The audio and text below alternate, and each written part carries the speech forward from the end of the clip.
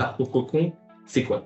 C'est un parcours de soins précoce et coordonné de nouveau-nés vulnérables. C'est à la fois un suivi médical par un médecin référent suite à l'inclusion de l'enfant et via des soins précoces qui peuvent être débloqués si le besoin est vu par le médecin référent.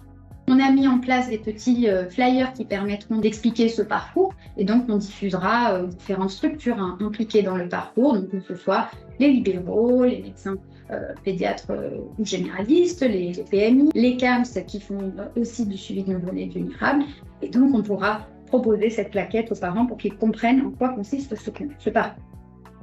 L'idée, en fait, c'est de conventionner avec les CAMS dans ce parcours, puisque ils font partie intégrante du parcours. L'avantage, c'est qu'on est en interface permanente avec le national sur ce qui existe sur le terrain, et donc d'expliquer qu'on essaye d'harmoniser un parcours.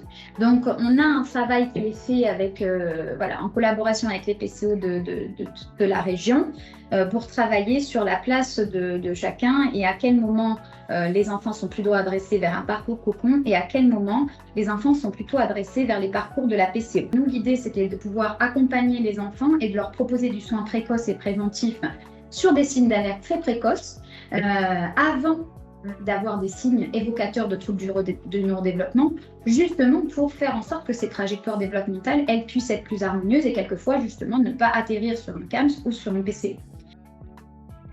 Je vais poursuivre. Normalement, à l'écran, vous voyez ce à quoi va ressembler le logiciel Azure Réseau. Donc, c'est à la fois un outil de discussion entre professionnels, donc tous les pros, c'est-à-dire paramédicaux ou médecins, pourront s'échanger des informations via une messagerie et aussi via l'outil Mémo qui est visible en haut à droite de l'écran.